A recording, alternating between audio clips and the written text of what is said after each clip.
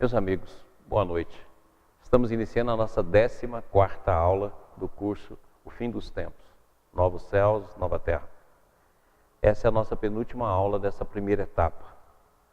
Logicamente, como nós já mostramos, em setembro a gente retorna e teremos então o Fim dos Tempos 2, cujo título vai ser Profecias, porque aí nós vamos entrar naquele estágio em que nós vamos estudar várias profecias, procurando chegar o mais perto possível, como é o objetivo do nosso curso desde o início, à verdade possível dentro do nosso campo de compreensão. Então hoje nós vamos abordar mais um tema do período daquilo que deveria acontecer entre as duas vindas do Cristo e entre o período de destruição e da grande aflição ou do apogeu da destruição. Então hoje nós vamos apresentar mais um aspecto sobre isso, a partir de uma profecia feita por Paulo de Tarso, e vamos discutir esse assunto. Os meninos estão brincando aqui no IBS que essas últimas aulas que eu dei é a trilogia do Senhor dos Anéis, né? É tão grande as aulas que está parecendo o vento levou. Mas era indispensável a gente discutir um assunto de uma maneira mais ampla, pelo menos dando vários dados, para que a gente pudesse ter uma base mais sólida, para que chegássemos até definir, né, na sequência dos nossos trabalhos, qual seria o período mais provável de todos esses fatos dentro do terceiro milênio, que a gente já definiu aí, que será no terceiro milênio. Muito bem. Então nós vamos iniciar, temos o trabalho sempre aí da prece inicial, que é o trabalhinho que a TV IBS faz. Nós vamos ver e voltamos.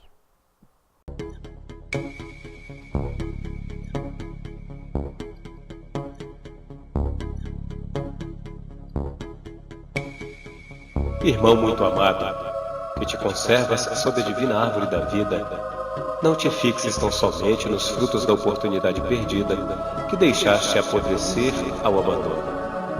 Não te encarceres no campo inferior a contemplar tristezas, fracassos, desenganos. Olha para o alto. Repara as frondes imortais, balançando-se ao sopro da providência divina. Dá-te aos labores da ceifa e observa que, se as raízes ainda se demoram presas ao solo, os ramos viridentes, cheios de frutos substanciosos, avançam no infinito, na direção dos céus.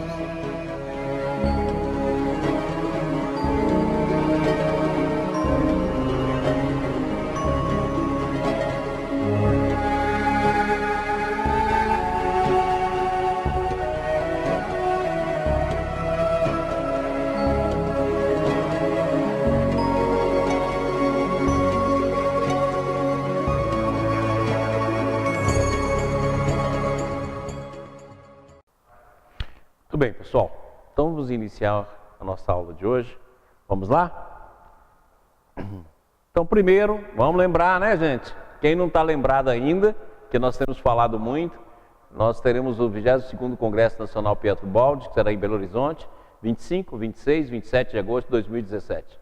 Solução última do problema do ser, baseado no livro Deus e o Universo. Beleza? Aqui está, né? Já mostramos várias vezes o site do Congresso, o local onde será realizado, inclusive a hospedagem, né? Estará também lá, e todos os detalhes.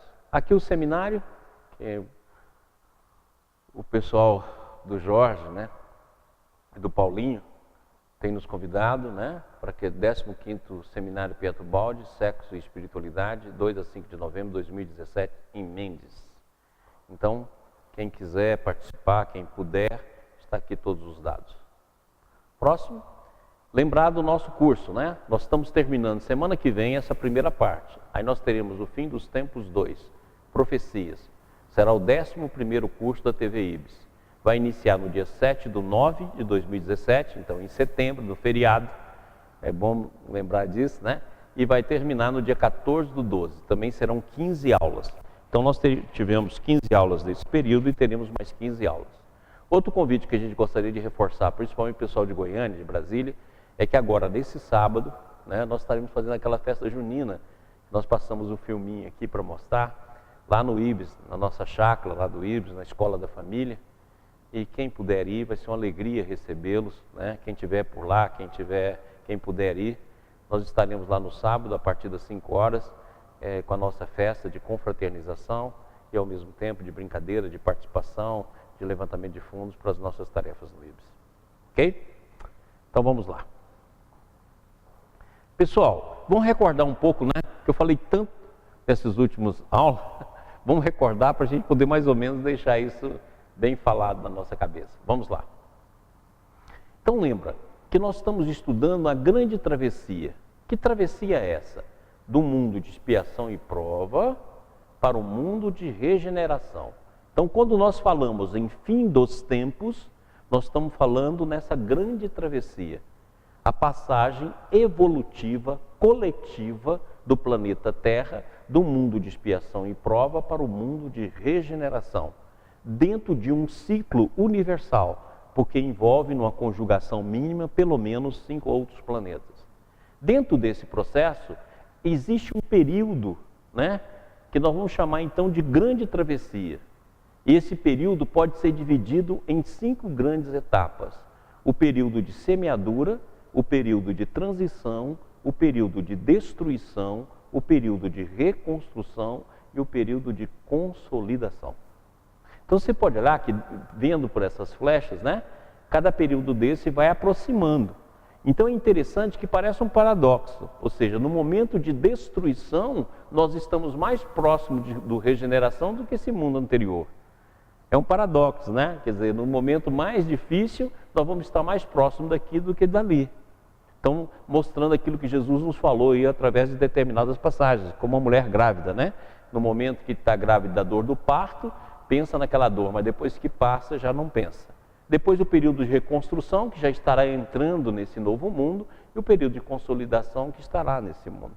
Então lembra, fim dos tempos não quer dizer fim do mundo, fim dos tempos não quer dizer fim de tudo, quer dizer apenas a travessia de um mundo de expiação, de prova, para um mundo de regeneração. Isso aí está bem consolidado. E nós mostramos que esse processo se dá através de vários ciclos. Ciclos que começaram lá atrás, principalmente na época de Jesus, que nós salientamos, que são ciclos que envolveu gerações, depois ciclos maiores que envolveu povos e nações, e nós citamos aqui o caso do Egito, e depois ciclos, né, imensos, que é esse ciclo que nós estamos, sempre dessa visão espiral, sempre nessa visão de ciclos que se sucedem. Pronto? E vimos também que dentro desse ciclo nós podemos colocar aquilo que nós já falamos no slide anterior. A parte de semeadura, que começa desde os antigos profetas patriarcas, chegando em Jesus até os tempos modernos, com a codificação e com o trabalho todo dos grandes médios. O período de transição, que é marcado principalmente no século XX, período de transição que começa lá em Kardec. Depois o período de destruição, que começou no final do século XIX e século XX e continua nos nossos dias, até que chega no período de reconstrução. Isso dentro de uma espiral do tempo. Próximo. Vimos que essa espiral do tempo e todo o período de destruição e tudo que acontece conosco é uma concatenação de tudo que já existiu, ou seja, a humanidade como ser coletivo, representada aqui por esse homem, fez o seu lançamento de trajetória. Essa trajetória coletiva volta sobre o próprio homem. Então, na verdade, o resultado de tudo isso que a gente vive dentro do período de destruição não são só ações atuais, são ações atuais aliadas a todo o processo que nós construímos coletivamente do passado. Nós vimos até um slide aqui, que o Rafael mandou, né, do livro do Divaldo, que ele fala que nós realizamos até hoje em torno de 15 mil guerras. Então, todo esse assunto de ódio, de destruição, etc., se acumula através do tempo, repercute e chega até nós nos dias atuais. Próximo. Depois nós vimos que nós já passamos a fase da semeadura. Toda a semeadura está pronta, todo o trabalho de semeadura está pronto. Logicamente que essa semeadura continua e os avisos continuam, mas a semeadura no seu sentido de construção de toda uma engrenagem de conhecimento e de aviso já foi dada. Vimos que nós já passamos pelo período de transição, no seu sentido mais amplo. e que nós estamos hoje no período de destruição. Então, juntando só na fase final, nós vimos que tem mais ou menos 260 anos já nesse processo mais agudo. E no total, contando a partir do Cristo, nós temos em torno aí de 1984 anos. E nós estamos aqui. A pergunta que nós temos que fazer agora, quando isso aqui terá um apogeu? Depois desse apogeu ocorrerá a separação, o último êxodo que a gente chama, né? E inicia então um período de reconstrução, já caminhando para um mundo de regeneração. Próximo. E nós vimos então que existe um apogeu, né, dessa destruição. Essa apogeu da destruição, certo?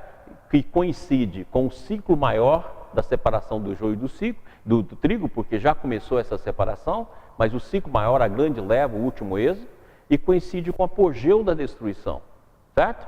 E nós vimos que esse processo todo já iniciou na sua fase mais aguda de preparação, desde o século XVIII até o século XXI. Próximo. E aí ficou as perguntas, né? E que nós até hoje não respondemos de propósito, né? Que eu estou esperando vocês aí. Hoje eu já recebi uma série de contribuição, né? A Sheila lá do Rio mandou para a gente, várias pessoas têm mandado contribuição, o Marcelo, né? Vários companheiros. Estou aguardando aí vocês para que a gente tenha isso e no segundo semestre, né? Pode ter certeza que eu respondo. Ok? Próximo. E aí nós vimos, né? Levantamos as hipóteses.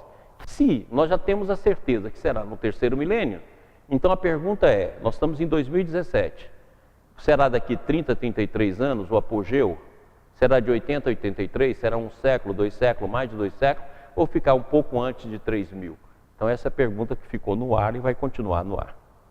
Próximo. Bom, aí nós vimos o seguinte, que dentro desses acontecimentos, o que deveria acontecer? Por que eu estou insistindo nisso, gente? Porque nós temos de ver em termos de profecias o que deveria ter acontecido para ver se já aconteceu. Porque isso, se já aconteceu, significa que o processo pode ser mais próximo. Porque várias coisas que deveriam acontecer já aconteceu.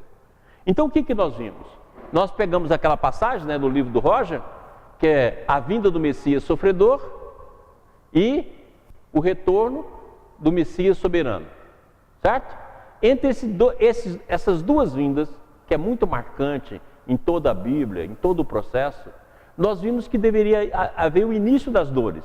E nós mostramos que esse início das dores iniciou mesmo na época do Cristo e atravessou os séculos e o milênio, até a grande aflição ou o apogeu da destruição. Só que antes de acontecer isso, o Evangelho tinha de ser pregado em todo o mundo. E lembra que eu falei, mundo físico e extrafísico. E só depois disso viria o fim, ou seja, só depois desse fato é que viria a grande aflição, o apogeu da destruição, a vinda do Messias soberano e, consequentemente, o trabalho do futuro. Então, nós fizemos aquela pergunta, o que deveria ainda acontecer além do período do início das dores e da grande aflição? Aí,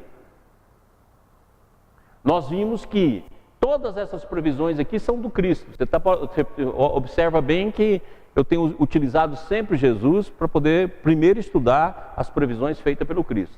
E nós vimos então que do início das dores até o apogeu da destruição deveria ter falsos cristos e falsos profetas, e vocês seriam odiados por todas as nações por minha causa, todos aqueles verdadeiros adeptos do Cristo, sempre aconteceu isso aqui, e mostrou que a maioria das pessoas não vão perceber esse momento, como aconteceu na época de Noé. Nós mostramos isso aqui, então isso nós temos também estar avisado, ou seja, diante de todos os fenômenos, a maioria não vai saber, não vai prestar atenção.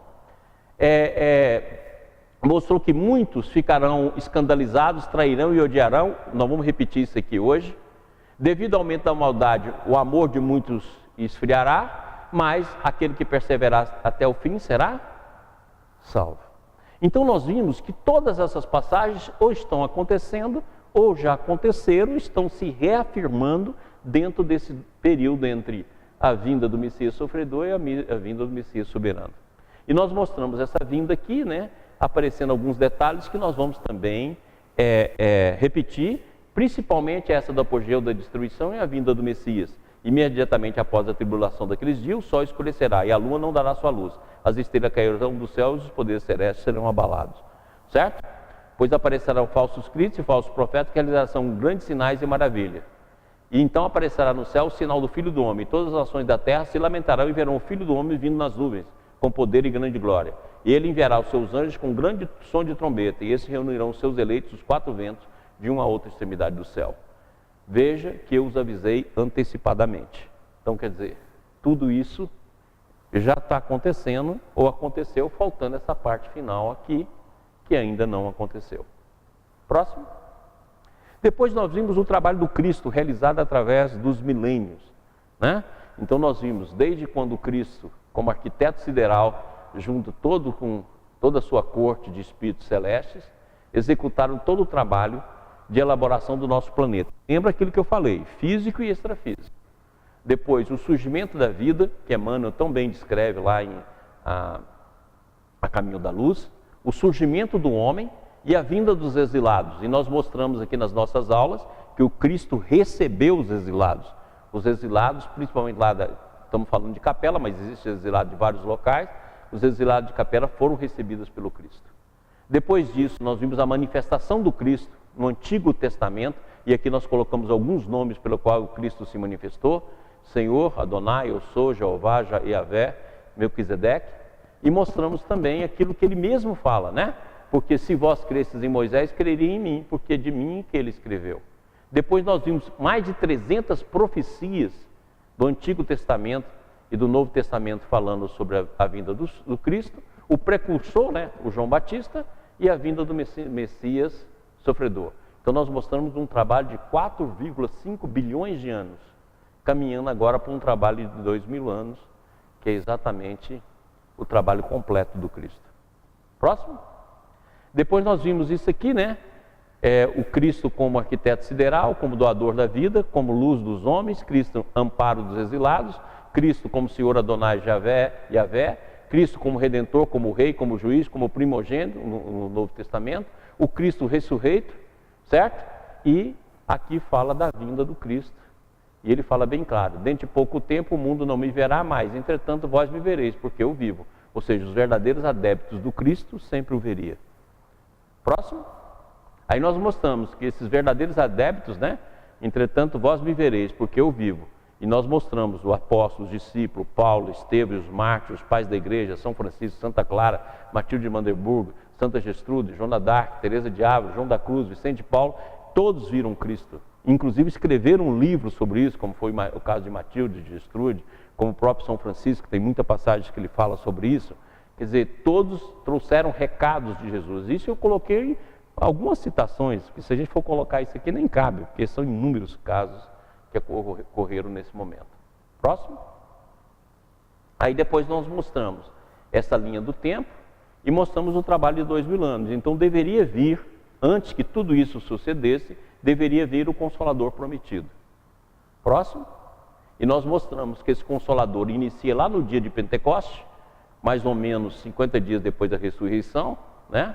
E nós calculamos aqui as datas, né? O ano 33 ou o ano 38. Então nós calculamos essas datas e mostramos que esse trabalho então tem em torno de 1829 a 1824 anos em termos de semeadura.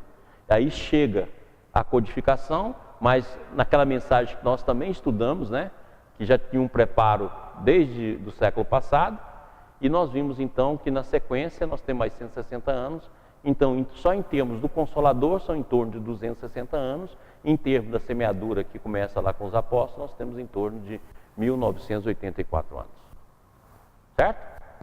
Depois nós vimos o Cristo como Espírito da Verdade e como sua voz, e tudo aquilo que ele fala, e tudo aquilo que ele diz, é mostrando que o messianato do Cristo continua até nos tempos atuais. Próximo. Aí nós mostramos, né? O Cristo como Espírito de Verdade e sua voz, e mostramos desde a primeira mensagem, de 1856, até a morte do Chico, né? Que a gente coloca aqui em 2002, porque até a morte do Chico, que recebe todas essas orientações ou diretamente do Cristo ou através dos seus prepostos, e nós vimos então que só nesse trabalho tem um século, e contando com a morte do Chico tem mais ou menos 1,5 século, né? 1,5 séculos. Então nós vimos aqui, né? em 18 de abril, o Espírito da Verdade assinando lá no Prolegômenos. Depois nós vimos mensagem dele em 58, 61, 62, 64. Nesse intervalo nós vimos os 4 evangelhos vindo lá por Rustem, trazendo todo o evangelho de Jesus, e até a morte de Kardec.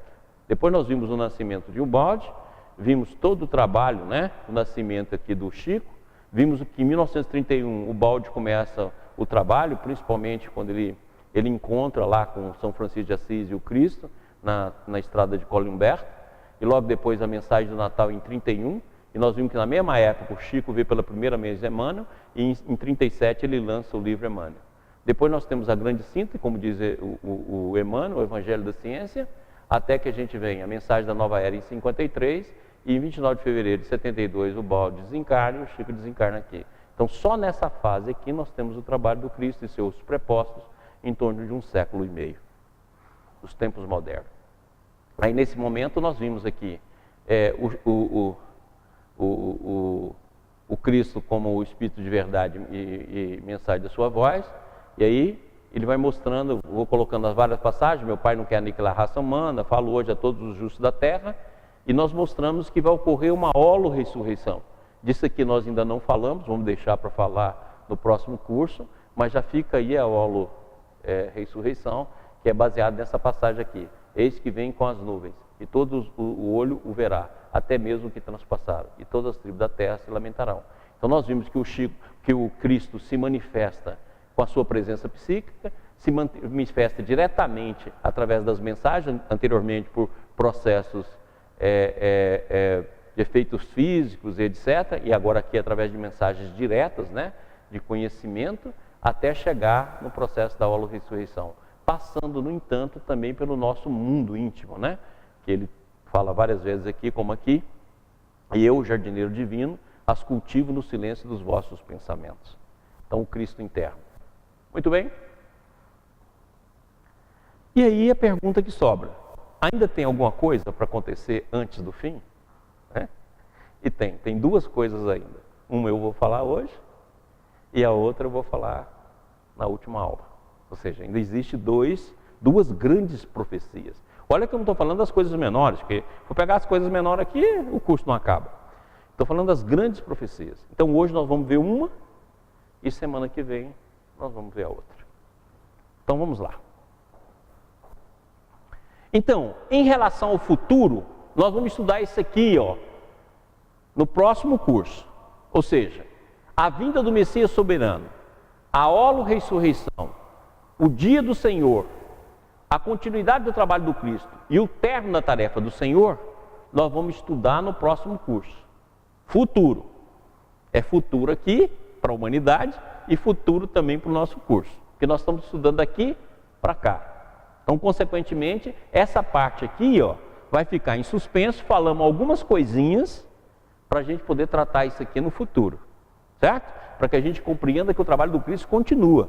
Na hora que a gente adentrar o mundo de regeneração, esse trabalho continua. E esses 2 momentos aqui, esses 3 momentos, né, que é conhecido como Dia do Senhor e a vinda do Messias soberano, e eu coloquei a holo-ressurreição, ou seja, a ressurreição que todos os seres vão ver, então, consequentemente, está aqui aguardando que a gente detalhe. E, ao mesmo tempo, a continuidade do trabalho do Cristo e o término da tarefa do Cristo. Então, nós vamos ver isso no próximo curso. Então, esqueça isso aqui. Fica aí só o que a gente já disse. Próximo. E a gente viu, então, tudo isso que nós já falamos. Agora, o que é que ainda tinha de acontecer nesse período aqui, antes da grande aflição e o início das dores? Já falamos do Consolador prometido. Já falamos, inclusive, da vida do Cristo. Agora, e aqui? O que é que falta? Qual acontecimento? O que tem de acontecer antes do fim? Vamos lá. Olha isso aqui, está em Paulo, Tessalonicenses, certo? E é muito legal isso aqui, gente. E explica muita coisa que eu gostaria que vocês prestassem muita atenção. Porque toda vez que a gente fala nisso, as pessoas tendem a jogar, cada um culpar uma religião, culpar um trabalho. Não, eu quero mostrar que essa religião, essa falsa religião, ela está em todo local, independente do culto.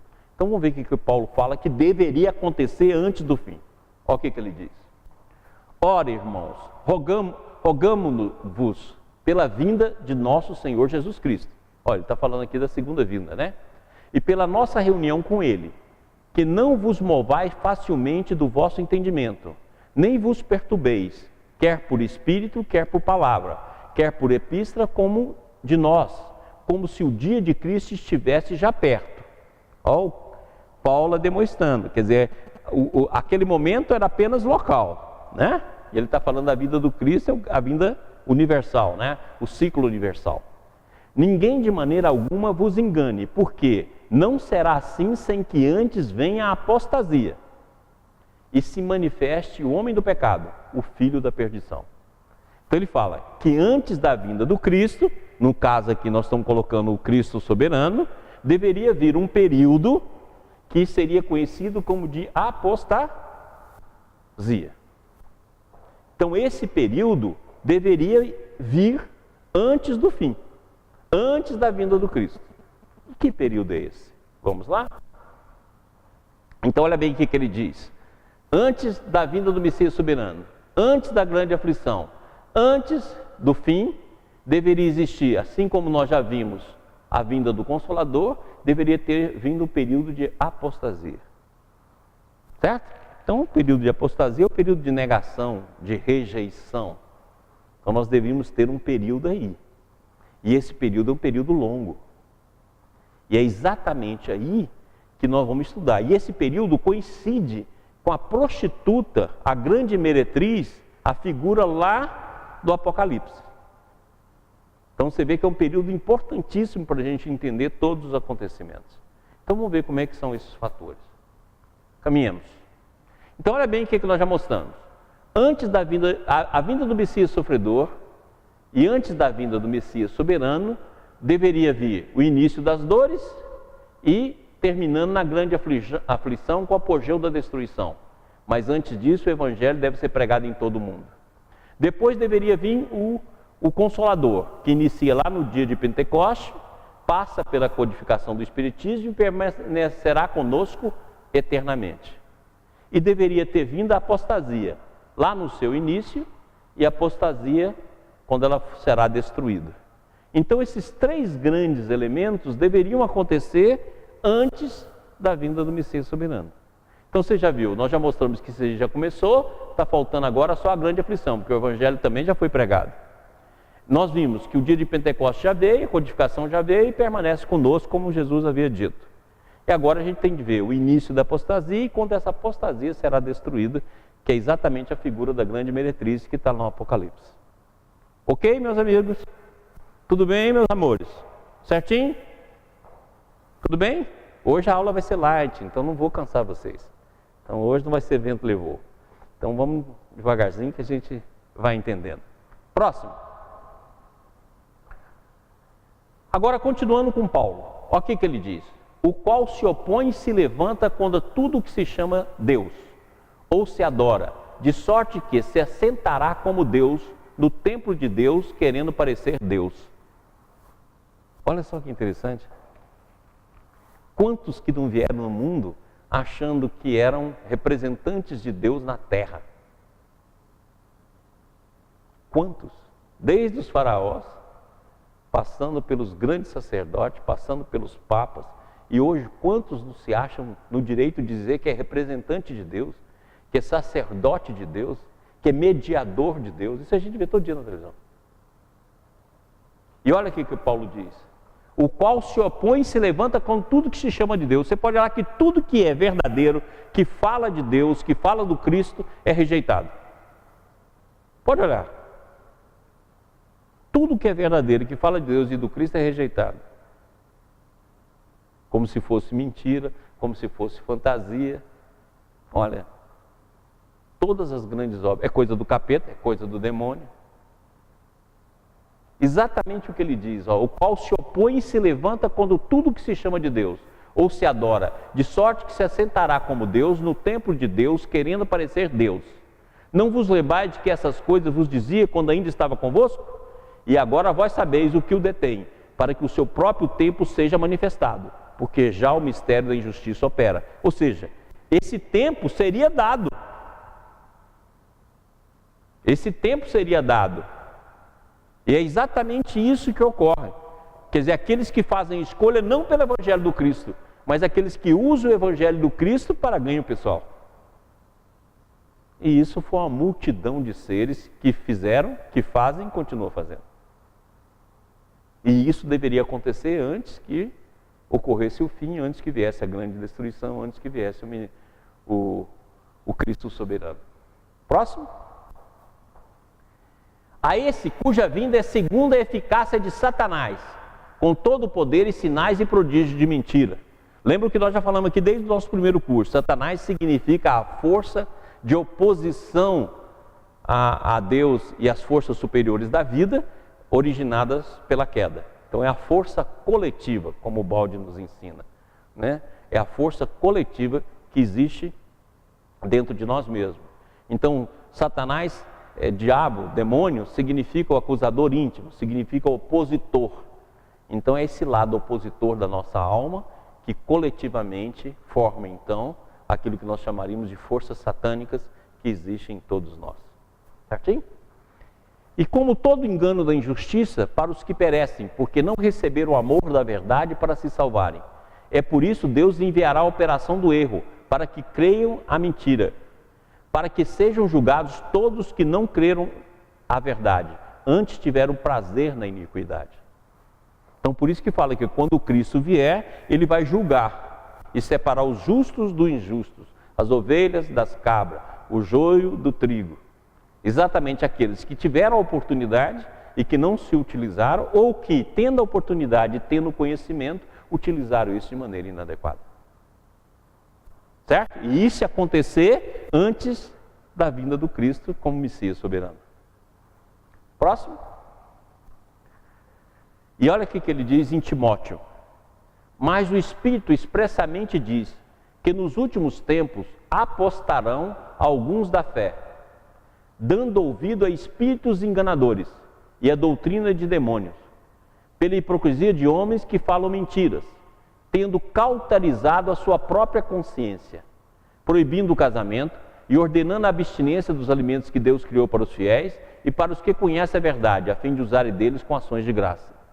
Então, isso que Paulo fala aqui, ó, ele está falando que em vez de se prestar atenção nas coisas superiores do Espírito, né, as doutrinas são transformadas em rituais daquilo que deve comer, aquilo que não deve comer, se deve casar, que não deve casar, se tem sexo, não tem sexo, e se perde no emaranhado de coisas que são criadas, de todos sem significado.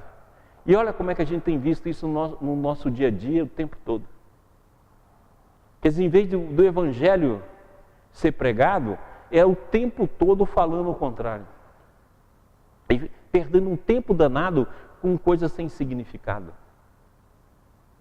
E isso acontece no nosso tempo e aconteceu no passado. Haja visto, olha as discussões que aconteciam nos concílios. Quantas coisas você fala, gente, como se poderia discutir essas coisas? Mas, no entanto, hoje continua. Nós, em vez de estar preocupados com o Espírito, nós estamos preocupados com as facilidades que nós podemos ganhar, né? Com as riquezas, com a melhoria de vida, né? Com a prosperidade que podemos ter. E tudo isso dentro de rituais, dentro de crença, dentro de prece, dentro de uma série de coisas. E o mundo interior e a nossa transformação, que é o essencial, e a busca da verdade, é deixada em segundo plano. E é exatamente isso que Paulo fala. E quantos que sabem disso, que poderiam se dedicar a isso, mas cauteriza a própria consciência? Quantos? Próximo. Sei que, depois da minha partida, isso é Paulo falando, lobos ferozes penetrarão no meio de vocês e não pouparão o rebanho. E dentre vocês mesmos se levantarão homens que torcerão a verdade a fim de atrair os discípulos. Hoje em dia isso aqui tem demais, né? O que importa é quantos me seguem. A gente faz isso até nas redes sociais, né? Não importa como se segue, por que se segue e qual o elemento que você oferece de auxílio aos outros. Mas o importante é ter discípulo, né? E nós estamos vendo isso demais. Olha que Paulo fala isso lá em Atos. Por isso vigiem. Lembre-se de que durante 3 anos jamais cessei de advertir a cada um de vocês disso, noite e dia, com lágrimas. Ou seja, vai ocorrer, vai vir, presta atenção. e a gente dorme e deixa se levar, né? Sem raciocinar, sem perceber, sem buscar, sem ver. Próximo. Agora nós estamos falando de Jesus, em Mateus. Ó que Jesus também falou. Acautelai-vos, porém, dos falsos profetas que vêm até vós vestidos como ovelhas, mas interiormente são lobos devoradores. Por seu fruto os conhecereis. Porventura colhe-se uva dos espinheiros, ou figa dos abrolhos? Assim toda árvore boa produz bom fruto, e toda árvore má produz frutos maus. Não pode a árvore boa dar maus frutos, nem a árvore má dar frutos bons. Toda árvore que não dá bom fruto, corta-se e lança ao fogo. Lança ao fogo, o que é o fogo? Né? A passagem de um mundo para o outro. Portanto, pelos seus frutos os conhecereis. Então Jesus deu a medida. Olha, como é que eu faço para poder seguir aquilo que Paulo diz? Eu olho os frutos. É pelo fruto que se conhece. Próximo. E continuam agora com Pedro. Olha aqui que Pedro, olha quantas profecias tem sobre isso. Nossa, são centenas. Eu só selecionei algumas, mas são centenas. Se, tendo escapado das contaminações do mundo por meio do conhecimento de nosso Senhor e Salvador Jesus Cristo, encontra-se novamente neles enredado e por elas dominado, então em pior estado do que no princípio. Então ele está falando o quê? Aqueles que vão conhecer o Evangelho, que vão saber o Evangelho e começaram se entregando ao Salvador e depois inverte tudo e se amarram e ficam presos na própria iniquidade.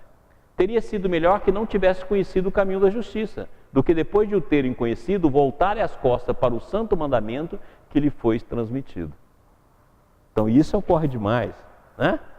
E olha o perigo que é isso conosco. Quer dizer, você ter a visão, você ter o conhecimento e ao mesmo tempo você não colocar isso em ação.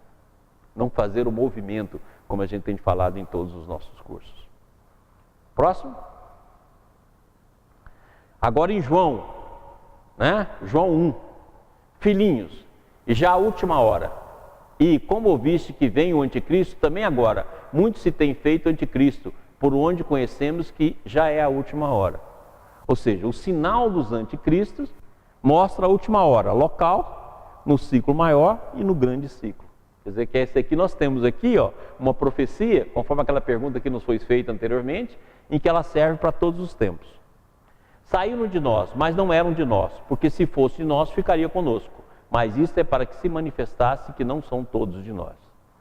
Ou seja, nem todos aqueles que compartilham conosco, ou como Jesus disse, nem todos aqueles que dizem Senhor, Senhor, entrarei no reino do céu. Porque vai depender das escolhas e do nosso conteúdo mente emocional e das nossas obras. Próximo. E voltamos àquela frase que eu falei que nós íamos voltar, também de Jesus, que diz o seguinte: nesse tempo que nós estamos falando, muitos hão de se escandalizar e trair-se uns aos outros e mutuamente se odiarão. Aliás, no nosso país é o que a gente tem visto todo dia, basta abrir o jornal, né? Igualmente hão de surgir muitos falsos profetas e enganarão a muitos, e por se multiplicar a iniquidade, o amor de muitos esfriará. Eu achei interessante essa pergunta aqui dessa figura na internet, né? O amor de muitos esfriará. Você é um desses? Então vai indo, você perde a fé, perde o compromisso, não aguenta ver todas essas coisas e abandona, porque nós estamos agora no século da indiferença. Pode olhar que a indiferença é o patrimônio maior da nossa vida coletiva. Próximo. E lá em João, ó, Jesus falando, isso nós estamos vendo pela TV, né? Chegará o tempo quando quem vos matar pensará que está prestando um culto a Deus. E isso tem desde os apóstolos, desde os mártires. Cometerão essas atrocidades porque não conhece o Pai, tampouco a mim. Entretanto, tudo isso vos tenho dito para que, quando o momento chegar, vos lembreis de que eu vos adverti. Isso aqui não estão vendo direto. Em nome de Deus, em nome de Alá. Assim como fez na Inquisição, assim como fez nas cruzadas, assim como fez nas guerras religiosas. Nós não estamos vendo isso. Assim como fez com os mártires cristãos. E olha o que Jesus diz: chegará o tempo quando quem vos matar pensará que está prestando um culto a Deus. Isso aqui é tão contemporâneo que assusta. Isso em nome de Deus, ou seja, em nome da religião. Imagina. Próximo. Em Daniel. Você viu que eu peguei várias pessoas, né? Pedro, só pessoas. Olha o que Daniel fala. Entretanto, aqueles que são sábios entre os povos pregarão e ensinarão a muitos.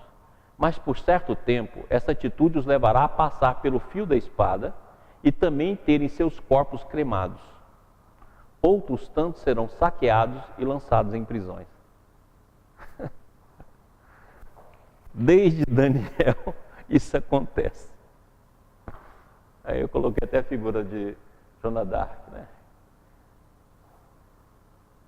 Exatamente, isso em nome da religião.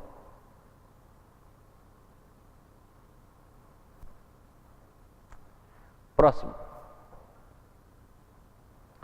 E é lá no Apocalipse, ó. Ele abriu o 5º selo.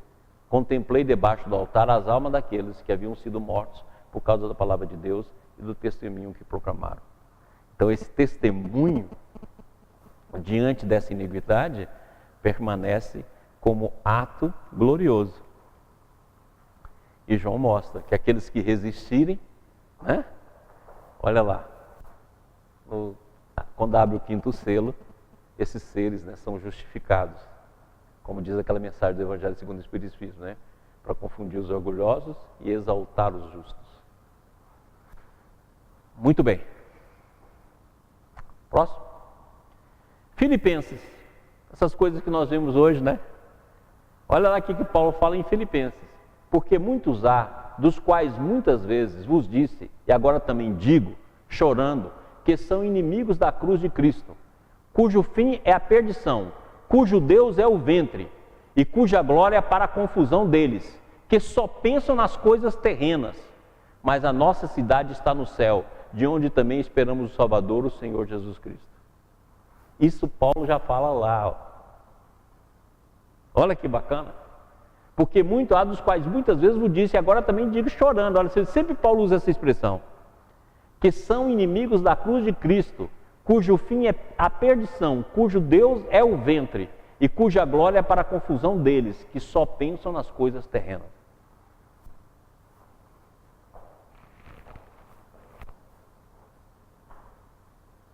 Então tudo isso deveria acontecer antes do fim. E nós vimos que aconteceu e está acontecendo.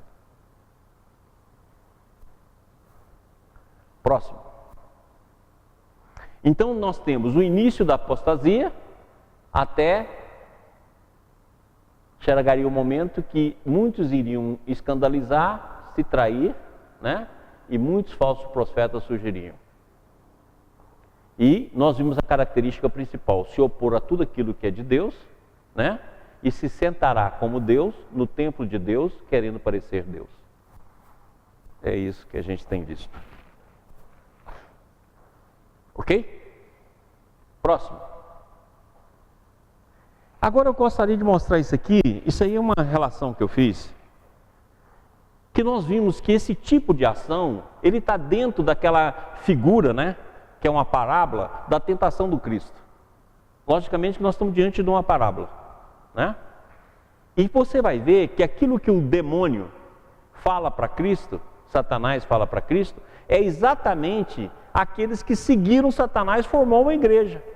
Muitas vezes em nome do Cristo, mas com aquilo que Satanás disse. Então eu vou mostrar para vocês que essa parábola que Jesus menciona no Evangelho, na verdade é aquilo que aconteceria conosco. Quer ver? Olha que interessante. Então foi conduzido Jesus pelo Espírito ao deserto para ser tentado pelo diabo. E tendo jejuado 40 dias e 40 noites, depois teve fome. E chegando-se a ele, o tentador disse: se tu és o Filho de Deus, manda que essas pedras se tornem em pães. Ou seja, exigindo milagres e transformações e materializações. E Jesus fala: ele, porém, respondendo disse: está escrito, nem só de pão viverá o homem, mas de toda a palavra que sai da boca de Deus. Aí o demônio vem e chega. Então o diabo transportou a cidade santa e colocou sobre o pináculo do templo e disse: se tu és o filho de Deus, lança-te aqui abaixo, porque está escrito que os seus anjos dará ordem a teu respeito e tomar-te-ão nas mãos, para que nunca tropece com o teu pé em alguma pedra. Exatamente hoje a gente vê isso, né?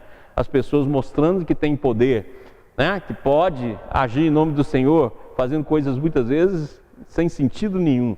E Jesus então respondeu, disse também Jesus, também está escrito, não tentarás o Senhor teu Deus. Agora era a última. Novamente o transportou o diabo a um monte muito alto e mostrou-lhe todos os reinos do mundo e a glória deles, e disse, tudo isso te darei, se prostrado me adorares. E não foi exatamente isso que fez as igrejas do mundo? Buscou o poder. O desvio de todas as igrejas, não estou falando aqui só da igreja católica não.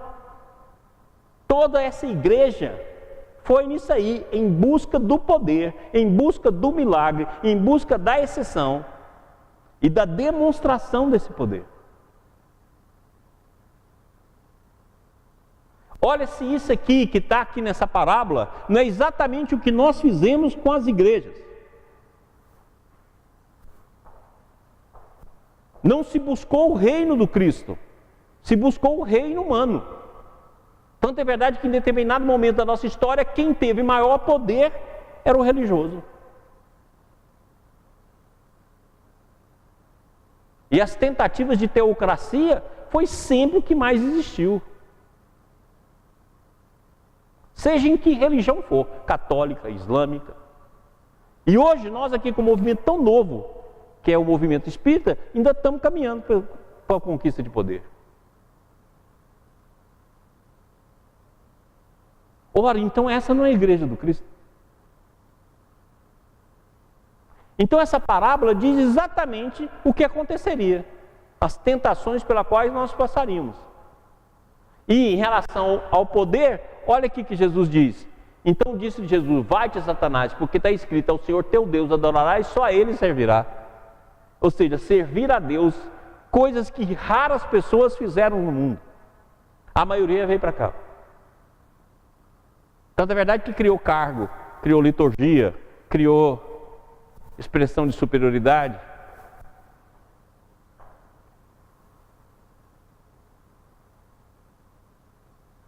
Chegando ao ponto de que os reis deveriam obedecer esse poder. E Jesus fala, ó, ao Senhor teu Deus adorarás e só a Ele servirá. Então o diabo deixou e eis que chegaram os anjos e o serviram. Então essa parábola foi exatamente o processo que nós vivemos desde a vinda do Cristo até hoje. Eu não estou nem falando do passado, que também aconteceu no passado.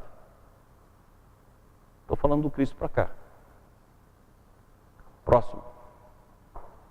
Então, olha bem, nós estamos diante de duas igrejas. A igreja do Cristo, que desenvolve a religiosidade, e a igreja do mundo, que desenvolve a religião.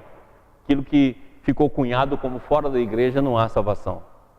Então essas são as duas igrejas, dessas duas passagens que nós acabamos de ver na tentação de Cristo, na parábola da tentação do Cristo. E essas duas igrejas estão no mundo até hoje. É por isso que Emmanuel diz no livro Emmanuel, a religião é invenção dos homens. Agora a religião no sentido de religiosidade é aquilo que nos liga a Deus. Essa é a igreja do Cristo. Tanto é verdade que ele diz para a mulher, né?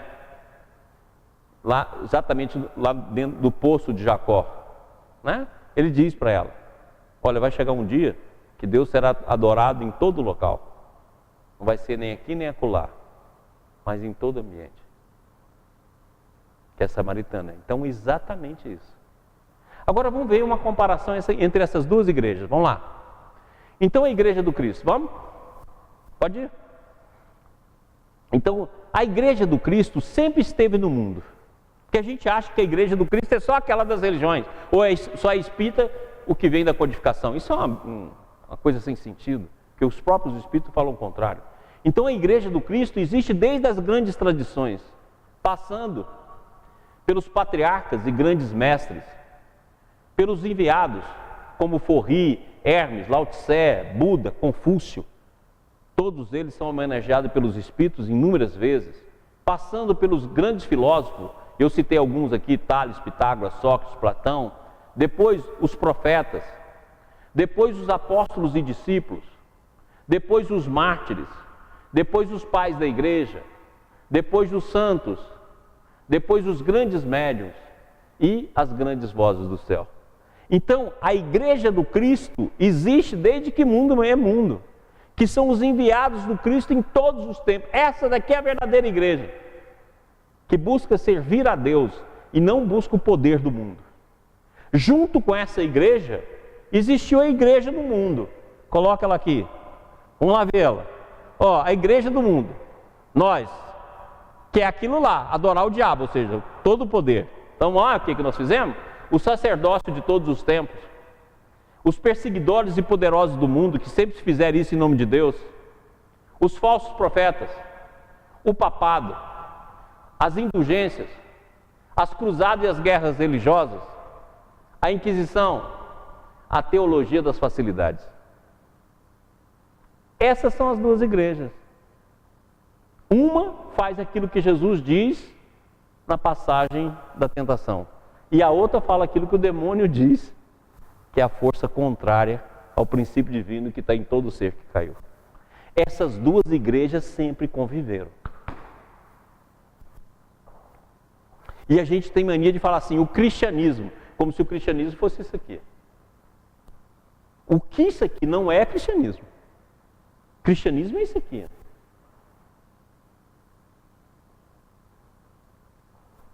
Mas a gente confunde. O cristianismo, como se o cristianismo fosse as igrejas que foram fundadas em nome do Cristo. Igual o islamismo é o que está pelas mesquitas.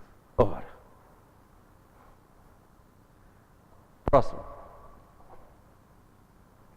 Para não ter dúvida, lá no Evangelho segundo o Espiritismo, tem essa passagem que mostra a esperança que o Cristo tem, que os espíritas, como aqueles que recebem o ensinamento dos espíritos, que sopra onde quer, possa continuar essa igreja.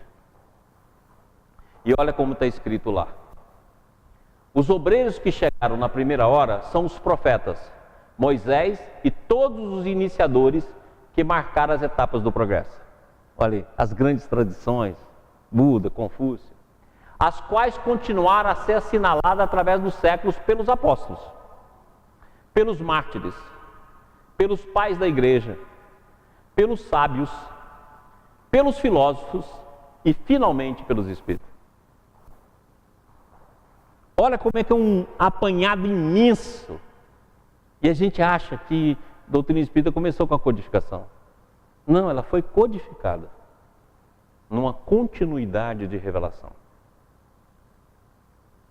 Então, olha, tudo isso aqui, ó, é a igreja do Cristo, ó.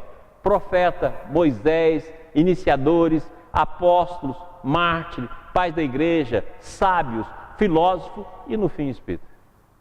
E olha o que ele diz: esses que por último vieram foram anunciados e preditos desde a aurora do advento do Messias e receberão a mesma recompensa. Que digo, recompensa maior. Últimos chegados, eles aproveitam dos labores intelectuais dos seus predecessores. Olha como é importante estudar tudo isso aqui. Porque o homem tem de herdar do homem, porque coletivos são os trabalhos humanos. Deus abençoa a solidariedade. Coletivos são os trabalhos humanos. Não é o nem um, nem dois, nem três, é coletivo. É exatamente, volta lá no slide passado. É por isso que eu coloquei tudo isso aqui. Os grandes filósofos, os enviados, as tradições, os profetas, os sábios, os apóstolos, os mártires, os pais da igreja, os santos, os grandes médios, as grandes vozes do céu. Essa é a verdadeira igreja. Ela é invisível. Ela passou pela história. Poucos a seguiram. Pronto. Próximo. Próximo. Não, volta lá. Não, isso aqui já é outra coisa. E agora, eu coloquei aqui, gente, uma coisa interessante que dá para a gente fazer um estudo bem legal. Mas eu coloquei só o início aqui para vocês terem ideia. Eu mostrei o seguinte: um passo dado pela igreja do Cristo, o passo dado pela igreja do mundo. O passo dado pela igreja do Cristo e o passo dado pela igreja do mundo. Você vai ver que é sempre oposição. É aquilo que Paulo fala. Se opõe a Deus. Olha só que interessante. A igreja do Cristo vem o Messias. A igreja dos homens cria a crucificação. Você lembra que Jesus foi não só julgado pelos reis, mas foi julgado pelos sacerdotes. Depois, Jesus determina, ide e pregai. E a igreja dos homens inicia a perseguição e a morte. Depois, luta-se por um cristianismo livre. A igreja dos homens tenta implantar as leis judaicas no cristianismo. Você lembra que foi fato do primeiro concílio e a luta que Paulo teve de fazer em relação a isso. Depois, o cristianismo com visões amplas, né? Uma visão imensa. Aí começou as questões teológicas. E aí, o que faz a vida? Manda os pais da igreja que vão explicar as questões teológicas. E aí, o que faz a igreja do mundo? Cristianismo, religião oficial do império. Pronto. Então, aquilo que se lutava contra passou a ser oficializado por Constantino. Aí, o que acontece? A igreja do Cristo vai para a educação e a benemerência, que começa lá com Pedro e continua pelo mundo. Principalmente com a visão educativa, ou seja, o evangelho trazido como educação. Aí, a igreja do mundo faz a romanização do cristianismo. Pega tudo aquilo que era das religiões politeístas de Roma e passa para dentro da igreja. Espalha isso no mundo. Até as datas foram mudadas. Os cultos foram mudados. Antigamente, eram as imagens dos deuses. Aí passou a ser a imagem dos santos, mas o processo é o mesmo. Aí, o cristianismo para todos os povos, quantos não lutaram por isso aqui, para levar o cristianismo? A igreja fez o quê? Foi lá e colocou a missa em latim, né? Foi lá e escondeu o evangelho, não poderia ser traduzido. E aí começou a supremacia do bispo romano e criou-se o papado. Aí, a igreja do Cristo tenta trazer a revelação islâmica para tentar sair de todo esse processo por volta do século 6, 7. Aí o que acontece? Mais tarde começam as cruzadas. A igreja do Cristo vai lá e tenta fazer o retorno ao cristianismo primitivo. A igreja dos homens cria a heresia e a inquisição. A igreja do Cristo vai lá e traz a codificação. A igreja do homem vai lá e cria a infabilidade papal. Resposta à codificação. E isso é incrível. Se você pegar as datas, é impressionante. São duas igrejas. Uma de desenvolvimento da religiosidade, da libertação, da autotransformação. E a outra buscando o poder humano. E tudo assim, uma ação, você pode fazer assim, o tempo todo. Aqui tem muita coisa que eu não coloquei, né? Tem muita coisa aqui. Tem Lutero, por exemplo, que tentaram massacrar na hora que foi tentar sair de tudo isso. Tem as indulgências. Então tem coisa demais aqui. Essas duas igrejas, você pode olhar que é exatamente a tentação do Cristo. Aquilo que se adora e aquilo que Cristo fala. Próximo. Lá em Timóteo. Porque virá tempo em que não suportarão a sã doutrina, mas tendo comichão nos ouvidos, amontoarão para si doutores, conforme as suas próprias concupiscências, e desviarão os ouvidos da verdade, voltando às fábulas. Cara, eu acho isso incrível. Nós fizemos isso durante séculos. Pregando em nome do Cristo. Beleza. Aí você fala, muito bem, essa igreja vai acontecer o que com ela? E lá em Apocalipse, essa igreja, conjunto de todos, não é só a igreja católica não, porque a igreja católica imperou muito no Ocidente, mas todas as igrejas que fizeram as escolhas dos reinos do mundo, o que vai acontecer com ela?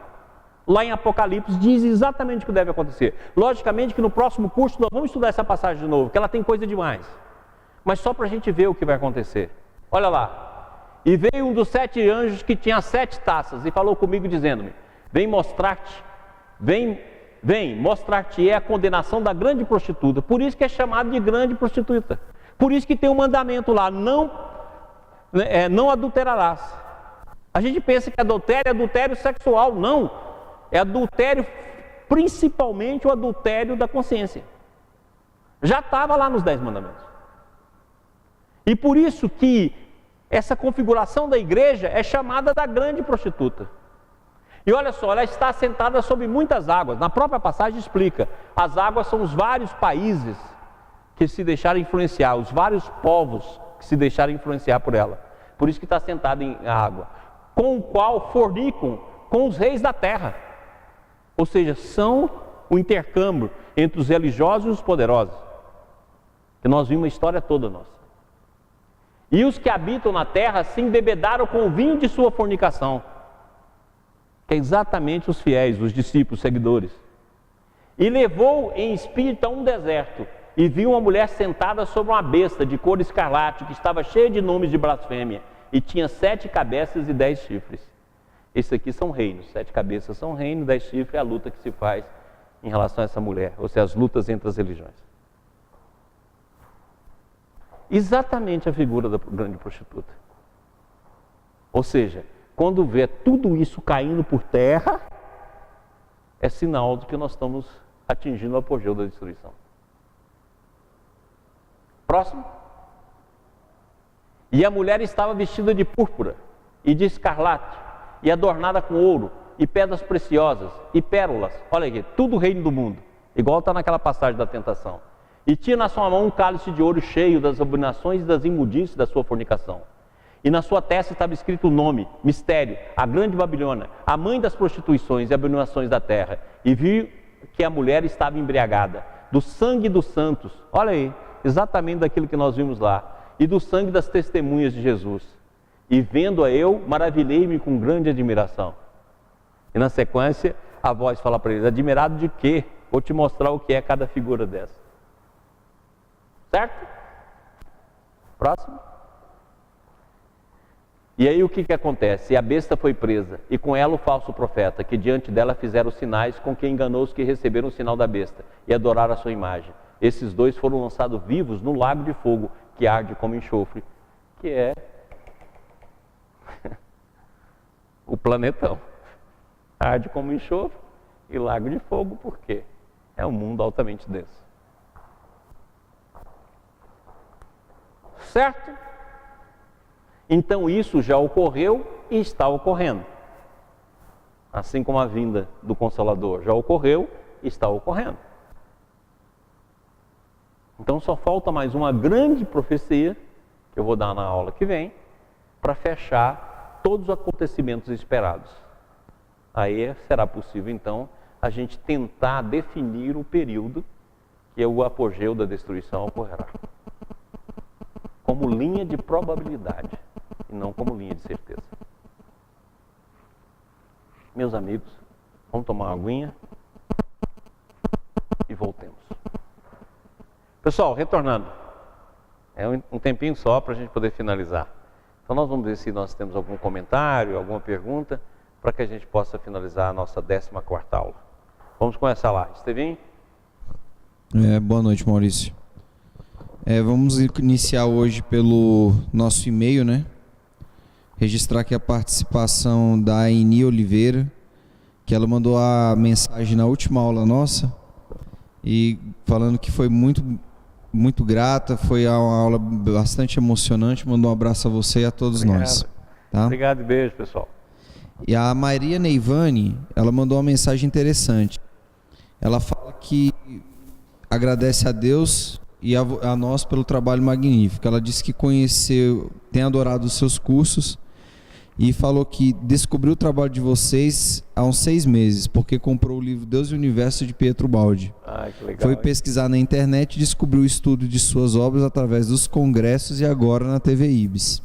Assista os cursos no meu horário de almoço pelo YouTube. Que Deus na sua infinita bondade vos ilumine sempre, dando infinita sabedoria para que possam nos passar o conhecimento através deles e possamos vivenciá-los. Então um abraço para Maria Neivani. Muito obrigado por todos, muito obrigado pelo carinho. A nossa querida Suzy Barboni, deixando aqui o seu abraço afetuoso. Suzy, André, família. E O Kilder, ele fez um batalhão de questionamento para você. Então, nós vamos começar. Vamos lá. Primeiro questionamento. Podemos acreditar que já estamos vivendo o fim dos tempos? Seu Kilder, eu não sei. Não vem me dar migué, não. Só vou falar isso no segundo semestre. Mas olha bem, por tudo que eu estou falando, as possibilidades são grandes. Mas a gente tem de provar, pelo menos dentro daquilo que nós estamos tentando fazer. No Antigo, no Novo e com as revelações que nós temos dos grandes profetas contemporâneos, dos grandes médios. Então, isso é um trabalho que nós temos de fazer, para que a gente possa ver como linha de probabilidade, como possibilidade. Mas nós vimos que tudo que tinha de acontecer já aconteceu ou está acabando de acontecer. Falta ainda uma questão grande que eu vou apresentar na próxima aula. E aí, tudo aquilo que estava previsto, falado, está em andamento. Agora precisamos saber quando. Vai ser agora ou vai ser lá no ano 2999? Então isso aí é um trabalho que nós vamos ter de fazer. Ele pegou aqui, acho que ele pegou todos os nossos cursos e fez os questionamentos. Ele colocou assim: onde já se avista novos céus e nova terra? Hã? Onde já se avista novos céus e nova terra? Onde já se avista? É. Lógico que nós estamos começando a ver isso aí, né? Nós estamos diante de duas gerações, nós podemos ver isso nitidamente. Duas gerações trabalhando no mundo, né? A geração retrógrada, que é aquela que não vai, que está aí na destruição, na violência, e uma geração muito bacana, que está aí com ideias muito boas, sempre ideias de inclusão, sempre ideias de participação, sempre visando um mundo melhor, né? As duas gerações estão no mundo e estamos em grande atuação. Então, consequentemente, isso aí nós já estamos vendo. Quer dizer, se tem uma terra terminando, existe visões de uma nova terra, de um novo céu surgindo. Então, não tenha dúvida. Onde os seres já estão buscando incessantemente por um relacionamento com o pai que o filho não vê? Sem vergonha. Você pode olhar, gente. Você viu? Nunca houve tanta negação de Deus. E nunca houve tanta busca de Deus. Eu falei isso num dos cursos nossos. Por quê? É exatamente esse momento. Tem tanta gente buscando, né? E olha bem quantos caminhos. Não é caminho ortodoxo, não é caminho de nada. É um caminho de busca de síntese, um caminho de compartilhamento, né? E as redes sociais nos permitiram isso. E ao mesmo tempo tem muita coisa ruim. Mas isso aí é para quem está no ruim. A gente tem que preocupar com isso, não. A gente tem que preocupar com essas coisas bacanas, com essa visão imensa que tem aí. E se a gente fizer isso, eu acredito que nós vamos ter possibilidades também de redenção, né? Como trabalhadores de última hora. Mas dentro desse processo, está aí, está disposto. Essa busca divina está aí. Agora, só que a gente tem possibilidade de ver. Não é só a possibilidade de não ver, mas a possibilidade de ver. É uma busca interior. Onde a nossa personalidade humana caminha junto com a evolução do amor, mesmo sem percebermos. Eu tô cheio de fazer trocadilho, né? Onde a nossa personalidade humana caminha com amor? Junto com a evolução do amor, mesmo sem percebermos. Sim. Nós não temos amor. Nós estamos em busca. O que nós temos do amor? O afeto. O que nós temos da caridade? A generosidade. O que nós temos da generosidade? A benevolência. Então, benevolência, generosidade e afeto está no nosso nível evolutivo. Agora, amor, caridade, ainda não. E nós estamos caminhando para ele à medida que nós vamos abrindo a nossa personalidade. Que, conforme o Senhor tem falado, é formado personalidade atual de força materna, força paterna, ambiente, as encarnações e o espírito. Certo? E os nossos sonhos aos poucos deixam de ser ilusões e passam a ser poemas do infinito que nos guiam às ondas de transformações que viveremos a cada dia em um mundo de regeneração? Eu acho que eu vou pegar o Kilder e fazer um killer com ele. Você é trocadilho. Muito bem. Não tenho a menor dúvida. Lembra que o sonho é a maior mensagem de Deus na nossa vida. E nós mostramos isso no nosso curso. Se a gente prestar atenção nos sonhos, souber buscá-lo, a gente tem todo o roteiro da vida. Aí ele coloca assim, resumindo. Resumindo. Com o advento da internet, podemos ter esperança e acreditar que a destruição e reconstrução íntima de cada ser pode acontecer de forma passiva para a maioria da humanidade? Eu não acho que passiva não. Ela tem de ser ativa. Passiva não. Mas eu acho, por exemplo, igual Jesus falou, esse evangelho será pregado no mundo todo. Hoje ninguém tem desculpa que não encontrou conhecimento. Porque as redes sociais que aproximou o mundo, eu vou mostrar para vocês aqui uma profecia de Nostradamus que fala sobre isso. Ele fala que o mundo ficaria curto. Muito interessante a profecia. Porque Nostradamus é difícil, porque as traduções de Nostradamus são muito ruins, os livros de Nostradamus são ruins demais. Mas tem algumas passagens com a tradução um pouco mais fidedigna, que é muito legal. E eu vou trazer algumas aqui. E ele fala exatamente, o mundo vai ficar curto. Então hoje ninguém pode falar que não conhece o Evangelho, que não conhece as novas diretrizes, que não conhece os novos conhecimentos, que está tudo na rede. É uma questão de busca. Ninguém pode falar, eu não sabia, eu não sei. Não, tem centenas de sites, centenas de livros. Hoje em dia até os livros que antigamente a gente tinha de comprar, hoje em dia está lá à disposição em PDF. Quer dizer, não tem como. O Evangelho não só está pregado no mundo todo, ou já foi pregado no mundo todo, como ao mesmo tempo está disponível. Não só as lições do passado, como as lições contemporâneas, como as lições modernas, que estão aí à disposição. É só buscar. Então, nós não podemos dizer que não temos essa possibilidade. Mas eu acho que o processo ativo da vida, é o processo passivo da vida em nós e o processo ativo nosso de busca. Então tem de ser uma busca realmente ativa da personalidade. Certo? Então a personalidade tem de fazer uma busca ativa para que possa alcançar um novo céu, certo? E não pode de forma nenhuma ficar sonhando sonhos de inércia. Certo? Então não podemos. É isso aí. Ok, agradecer aí ao Kilder. Abraço, Kilder. Você está conosco, né? É, sempre. A Imaculada de Belo Horizonte, ela faz o seguinte questionamento. Imaculada nós encontramos lá no Congresso do STEM, lá em Anápolis. Exatamente. Boa noite, amigos. Doutor Maurício. Não sei se a pergunta faz parte do momento, mas ela faz o seguinte questionamento. Considerando a passagem da Terra de mundo primitivo para a prova e expiação, que marcos a gente teria ali que a gente poderia ter considerado como o fim dos tempos? Olha aqui, se nós considerarmos o mundo primitivo para o mundo de expiação e prova, o maior marco, e eu vou mostrar isso aqui, já estou até separando lá, já, Imaculada, é uma aula que eu já estou fazendo, que o marco é o nascimento da raça branca na Terra. Que na hora que ocorre isso, significa que os capelinos começaram a reencarnar. A manifestação da razão, que André Luiz fala que nós gastamos 40 milênios para chegar nela. Esse é o marco. O marco da razão, tanto é verdade que para a razão veio a codificação espírita, porque na hora que a razão chegou no auge, gerou a ciência e veio a codificação. Por isso que a codificação é ciência, filosofia e religião. Está claro? E ao mesmo tempo o nascimento da raça branca. Esse é o marco mais importante da passagem de mundo primitivo para mundo de expiação e prova. Assim como o marco mais importante da passagem do mundo de expiação e prova para mundo de regeneração vai ser a presença do Cristo, seja mental, seja psíquica, seja na sua manifestação naquilo que ficou conhecido do dia do Senhor. Isso será o marco. Mas é um processo que desenvolve nos séculos.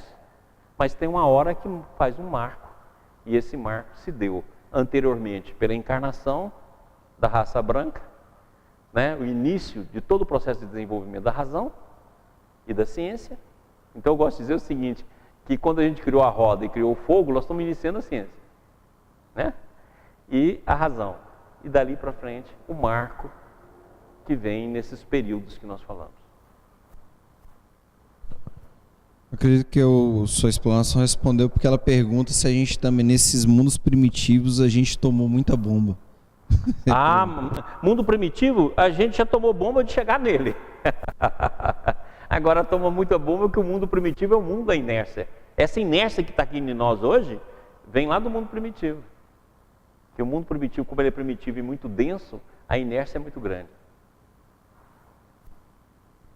Ok. Partindo para o nosso chat aqui no YouTube, né? Registrar a participação da Carla Aires, da Marta, da Alissa, da Roseli, da Sheila Falete, da nossa querida Sheila Bragança, né? A Sheila Falete mandou um monte de coisa pra gente bacana. Manda, bacana. Beijão, viu, Sheila? O James Moraes, a Cida Campos, o Alain Linhares, o Alberto, lá de Fortaleza. E a Sheila mandou para nós um questionamento e foi lá no nosso grupo do WhatsApp. Desculpa, na verdade foi o Alain. Ele fala o seguinte questionamento: Doutor Maurício, se os maus serão expulsos do planeta, quem que ficarão terão ainda que sofrer? Se os maus serão expulsos do planeta, por que então eles terão que ficar e gerar esse período de destruição e sofrimento? Seria o retorno da semeadura ao longo das reencarnações? Olha, acontece o seguinte, lembra quando eu já falei que nós temos duas maneiras só de participar no trabalho divino? Ou somos construtores ou somos destruidores. Não tem outra maneira. Ok? Então, consequentemente, todos nós temos a chance de trabalhador da última hora. Todos nós. Não existe nada selado, nada fechado. Pensa assim, vamos fazer uma metáfora com o princípio da incerteza. Ou como o princípio da incompletude lá de Gödel. Não tem uma coisa definida e que não pode, é zero, ou seja, que tem a possibilidade zero, que tem a estatística zero, que tem onda de probabilidade zero. Então, a chance que foi dada para todos, em todos os séculos, é nos dada agora como trabalhador da última hora. Todos têm essa possibilidade. Se a probabilidade de cada um, devido ao passado, como você falou, pode ser maior para um e menor para outra, mas ela é nunca igual a zero. Nunca. Então, a mesma oportunidade, isso faz parte da justiça divina, do amor divino. A mesma possibilidade que é dada a todos os seres. E olha que eu não estou falando só do que está encarnado, não. Porque no plano espiritual também estão sendo chamados. Não pensa que é só os encarnados. Pensa na população do mundo como um todo. Chamado tanto aqui como lá. Chamado para a redenção aqui como lá. Chamado para o trabalho aqui como lá. Todos têm essa possibilidade.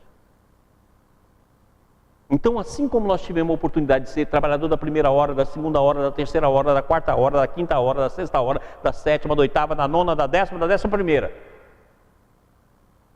E não fizemos. Mas temos agora a possibilidade da 11ª até a última hora. Ora. Então é para todos. Agora, só que quando encarnam e têm essa possibilidade e são chamados, não querem. Reafirmam o campo da desobediência, reafirma o campo da destruição. Aí Deus vai utilizar na obra final de destruir essas igrejas, de destruir esses poderes, de destruir esses impérios, que vão tudo por água abaixo. Como diz aquela poesia lá, que o Jorginho mandou pra gente, né? Augusto dos Anjos, né? Civilização de párias. Então vai acabar essa civilização, no sentido de ter um início com almas mais preparadas. Mas a oportunidade é para todos. A Patrícia Freitas, ela fez um comentário. Fiquei em dúvida. Exemplifique, por favor, quando você mencionou lá, sentados no trono de Deus, que você citou na hora da sua explanação. Pessoal, você não vê que... Vamos pegar lá o papado, o sacerdócio. As pessoas não criam uma série de condições onde o poder está nele. Tem pessoa que fala aí na televisão: eu estou aqui como mediador de Deus, Senhor, dê para ela. Imagina! Eu me acho mediador de Deus. Imagina eu chegar aqui na TV Ibis: Senhor, abençoe todos aqueles que estão assistindo através de mim, que sou seu sacerdote. Desliga. Tem cabimento uma coisa dessa, gente. Não é servidor. Aquilo que Jesus falou, ocupa o último lugar, porque nós não valemos nada. É aquilo que eu já falei para vocês, que é a frase que marca a minha vida, que eu acho muito legal, que é aquela frase que está no livro Voltei, do irmão Jacó. Ô Senhor Jesus, por que a gente não faz bastante silêncio quando estamos no atritos do mundo, a fim de ouvir-te a voz? Esse silêncio a gente não faz, a gente senta em qualquer lugar, pode ser uma tribuna.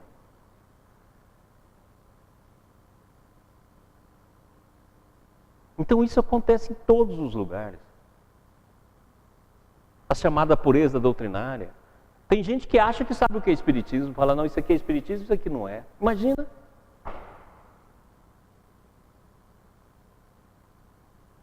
Eu posso dizer, isso aqui eu concordo, isso aqui eu não concordo, mas eu defini o que é espiritismo, imagina se eu tenho capacidade para isso. Mas a gente faz isso. Sem falar que criamos tronos. Olha aí, os tronos do papado que foram criados. Trono mesmo. Quantas igrejas hoje não tem trono que senta lá, o grande apóstolo e fica lá? Gente, então basta a gente ligar a TV. Ou fazer um filme com nós mesmos. Nós temos a mesma tendência. Ela enviou um outro questionamento. Ela fez a pergunta aqui sobre aquela data limite do Chico, que seria 2019, mas creio que você comentou algumas aulas para trás sobre esse fato, né? Não sei. Segundo semestre. Excelente.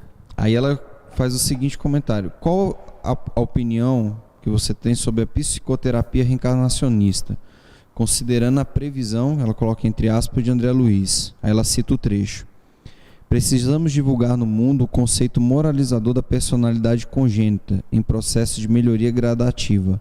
Faltam as teorias de Freud, a noção dos princípios reencarnacionistas. Aí ela questiona: essa terapia veio para nos ajudar nesse período de transição? Olha, toda terapia é bem-vinda, e toda terapia vinda do coração também é bem-vinda. O medo que eu tenho dessas terapias é a generalização e a banalização de métodos extraordinários.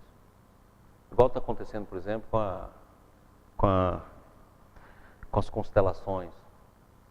Então são coisas extraordinárias, que poderia muito bem estar sendo muito bem colocada, como tem muitas pessoas sérias trabalhando nessa área, e que desenvolve isso de uma maneira muito cuidadosa, com muito critério para a ação, para o desenvolvimento. E tem aqueles que banalizam. Essa banalização dessas terapias, essa banalização sem o maior cuidado com o conhecimento, com a técnica, com o campo moral, com a intuição, para que faça isso no momento certo, da maneira certa, de uma forma adequada, que aí, quando é bem empregado, como acontece com toda e qualquer terapia, é muito boa. Tá claro? É que muitas vezes cria obstáculo para o bom desenvolvimento. Mas em trabalhos sérios, em atuações sérias, com profissionais sérios e com experiência e competência, eu acho que é uma coisa extraordinária. Mas toda opinião também, que o autoconhecimento nos dá essa possibilidade. Porque à medida que você caminha no autoconhecimento, você chega nas suas reencarnações. Aquilo que eu sempre falei nos nossos cursos, se você descer profundamente no seu defeito, você chega num cardume de reencarnações onde você exerceu esse defeito com toda a plenitude. E você verá então, sem dúvida nenhuma, e vê mesmo, vê com todas as características. Mas a terapia é uma terapia muito bem-vinda, será terapias do futuro, cada vez maior, mas precisa de muito critério para poder ela ser desenvolvida. Sim? Ok, ela agradeceu aqui a resposta, o Alain também, e registrar aqui a participação do nosso amigo Rafael, lá de Niterói. Ô, Rafael, paz e bem a todos, irmãs da família IB. Ele vive mandando contribuição para nós, né? É, excelente. Esse dia mandou até uma palestra que ele fez, bacana, sobre a alimentação. Exatamente. Ele e o Felipe são os maiores defensores, né, do veganismo nas redes sociais. Um abraço aí para meus amigos. E ele mandou aqui que acabou de assistir lá no Rio de Janeiro o lançamento do livro A Queda Original segundo o Espiritismo, do nosso companheiro Jorge Damas, e falou que foi muito legal, foi muito bacana. O Jorginho é 10, né? O Jorginho é o cara.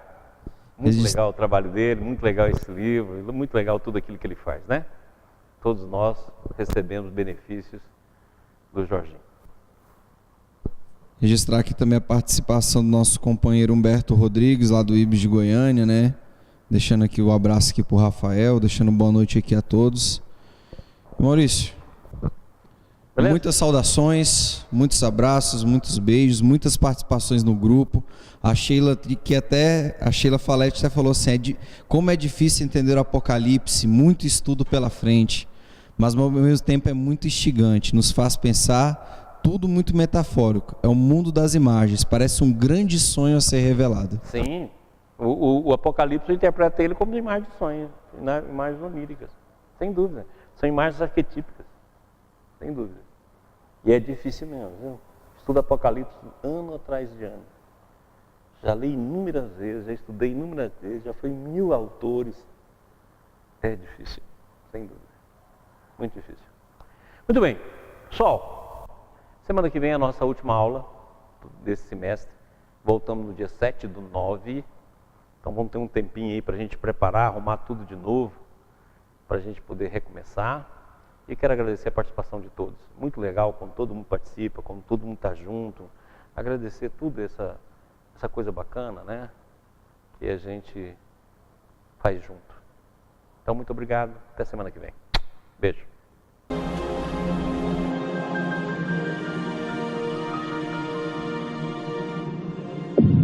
IBS, Instituto Brasileiro de Benemerência e Integração do Ser. www.ibis.org